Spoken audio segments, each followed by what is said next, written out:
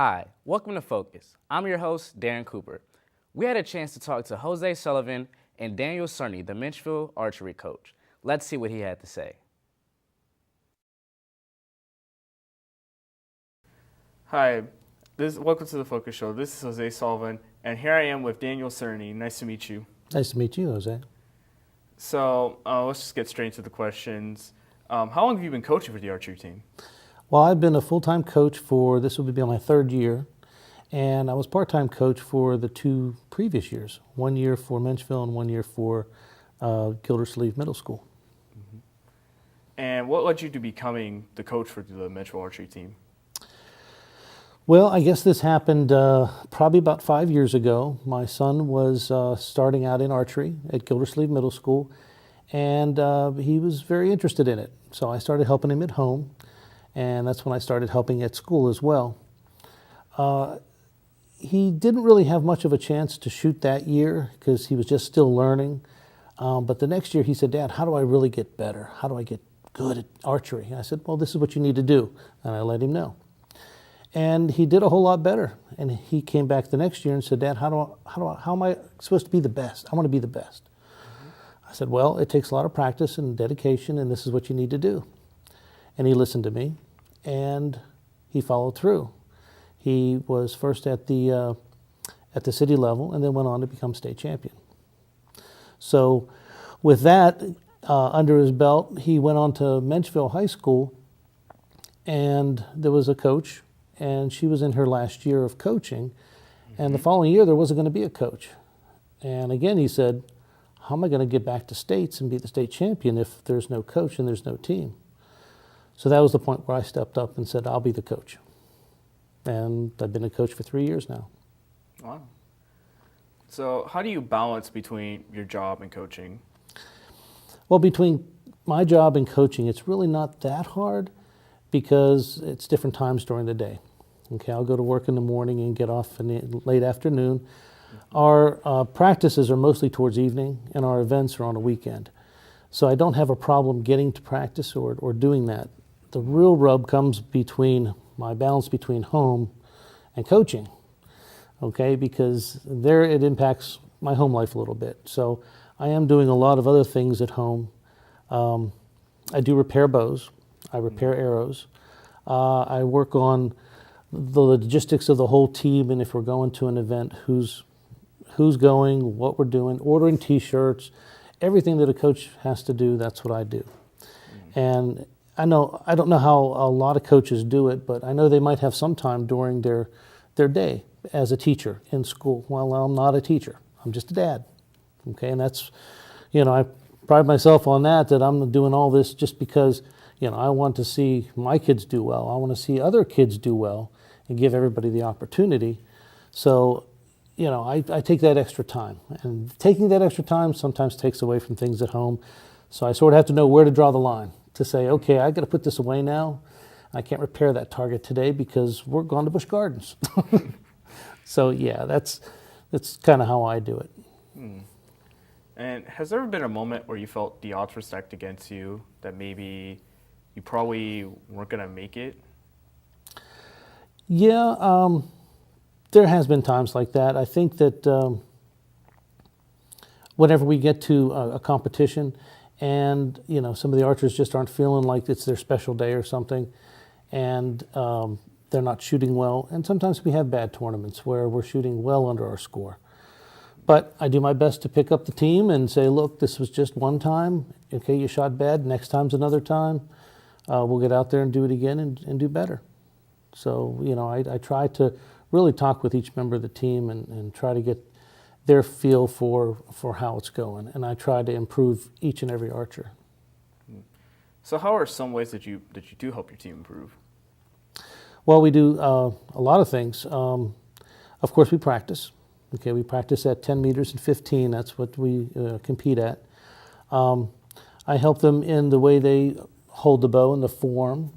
I help them by making sure their bow is handled properly, maintenance. Yeah. The maintenance of the bow itself. The string is in good shape and it's waxed, and make sure that and if it's a personal bow, because a lot of them own the bows themselves, make sure they're keeping up with their maintenance, but I check them too. And I make sure the targets are in good shape, and I repair the targets as well in my free time at home. Just the past couple of years, we've been paper tuning bows as well, making sure that the arrows are flying straight as soon as they leave the bow. Because a lot of times you get an arrow that kind of flies weird, and it all depends on how the archer is releasing it. And some of that can be corrected, but most of that can be corrected by proper stance and form.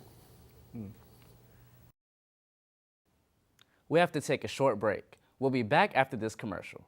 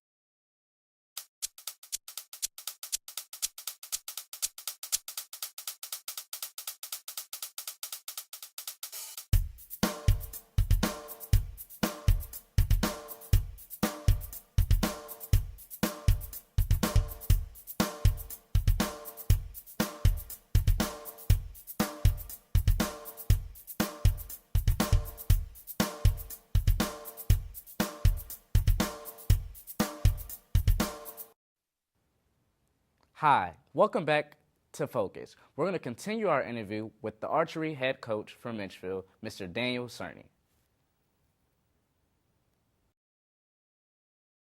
So when it comes to grades, like how each member is doing academically, how often do you check on that?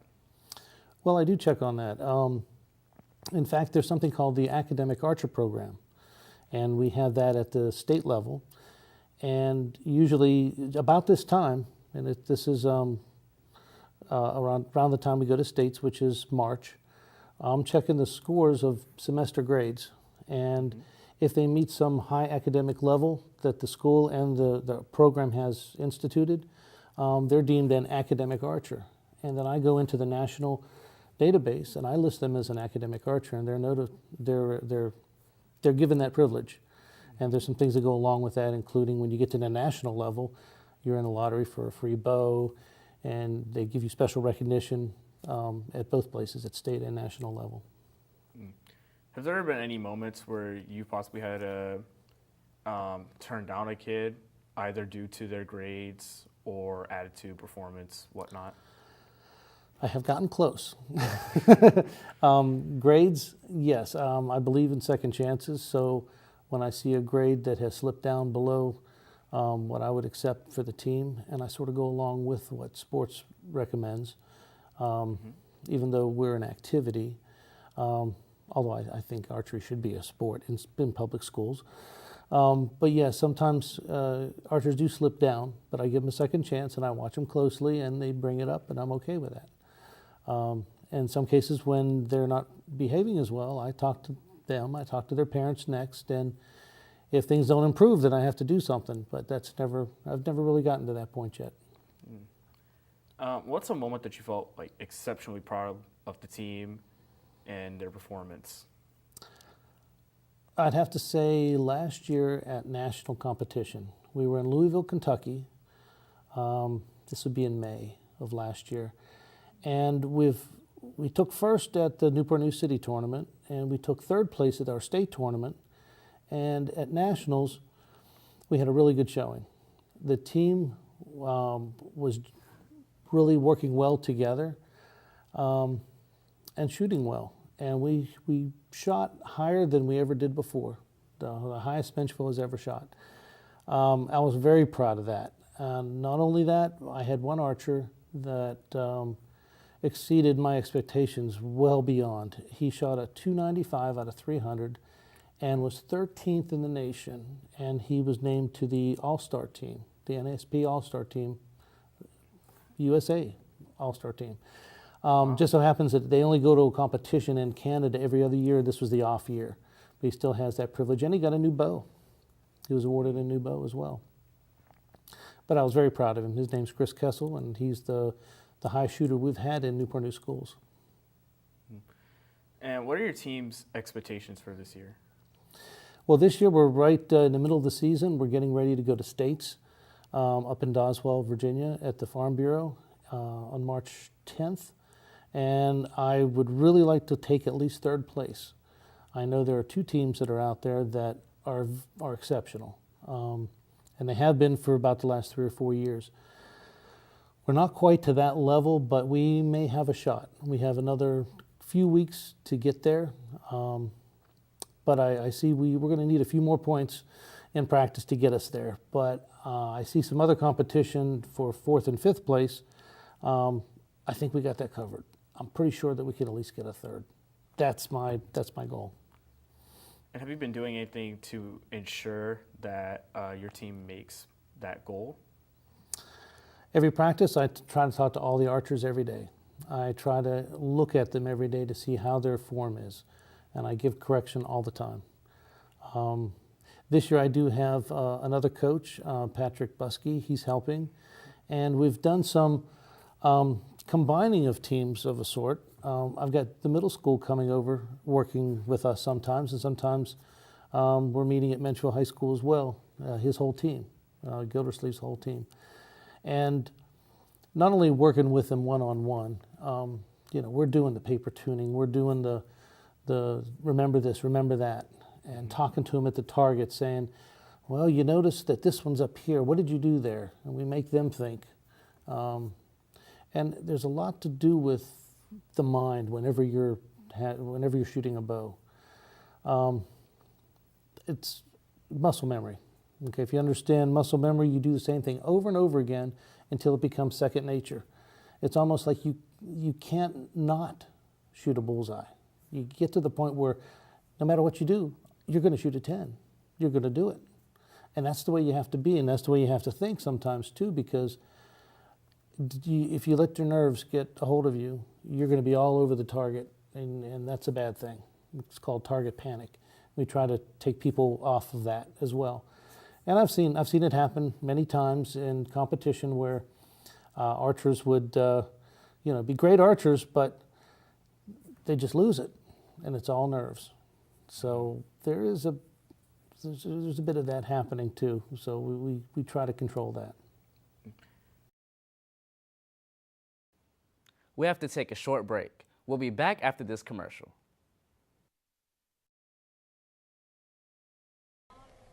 I still have a dream. Yeah.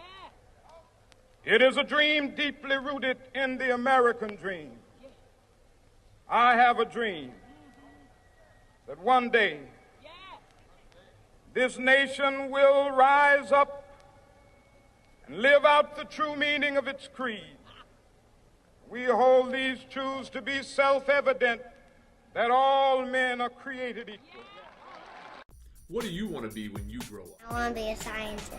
I want to be a doctor. I want to be an engineer. Our younger students have the right idea. Today's leading careers are involved in science, technology, engineering, and math. Newport News Public Schools has embarked on an aggressive STEM education initiative that prepares students to take full advantage of STEM opportunities in higher education and career fields. So, what do you want to be when you grow up? Hi, welcome back to Focus. We're going to continue our interview with the archery head coach from Menchville, Mr. Daniel Cerny. And how's it been working with the Gildersleeve archery team, and how well have they been meshing together? The Gildersleeve archery team, Mr. Steve Kurtachi, it's been very good. He's helped our team. I believe I've helped their team a little bit. They're very good shooters. They're not that far away from the high school team. They really perform well, and they're well behaved, I think. Kids are going to be kids and be loud, but when it's time to shoot, they get on the line and they're quiet and they shoot and they perform very well. And I think our kids learn from theirs, they learn from us. Is there anything else you'd like to add? Just the NASP, National Archery in the Schools program, is what we teach. It was a program started maybe 10 years ago or so in the state of Kentucky, and it quickly traveled across the United States. Menchville started its team in 2007, I believe. That's when they brought it into the schools in our area here. And a few years after that, I think, is when we started having a team that came from that. And we can't have a team unless we actually teach it in the schools. So the PE teachers will teach this as part of their normal curriculum. And they teach it because it does teach things like it's behavior, it's listening and obeying whistle blows and rules and things like that. It really helps a student concentrate better on different things that might affect his education and other things that he does. So we feel it has a lot of benefits to people who come out and practice and shoot archery. So we're taking that and we're spreading it across many schools. Right now, like I said, we have a regional contest and then there's a state contest and then there's a national. Well, that's where the best go to nationals. And last year we had 13,000 to 14,000 archers shoot at the national tournament. So this has gone, nationwide. There's a world tournament also. Last year was held in Florida, Orlando. And for the first time ever, Menchville took that trip to Orlando, Florida. We shot enough points to get there, high enough score. And I think we did fine. I think we did well. Not everybody on the team could go, of course, but those that did go had a good showing. So there are many different levels, and it's great to be part of this NASP program.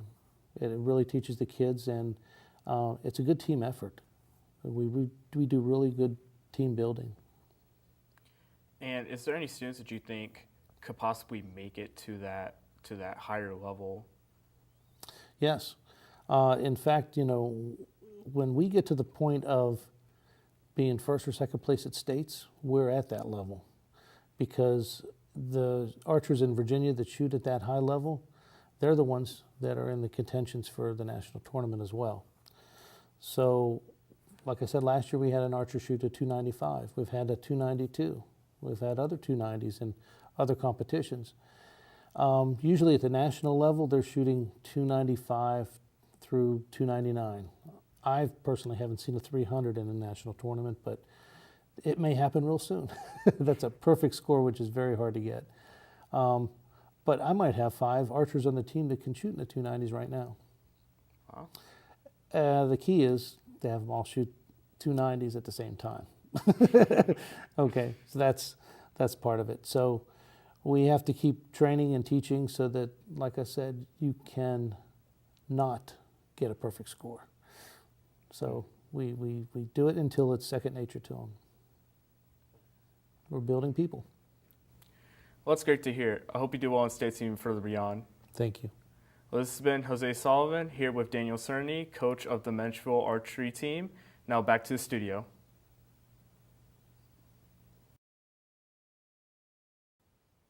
Thanks for watching Focus. I'm your host, Darren Cooper.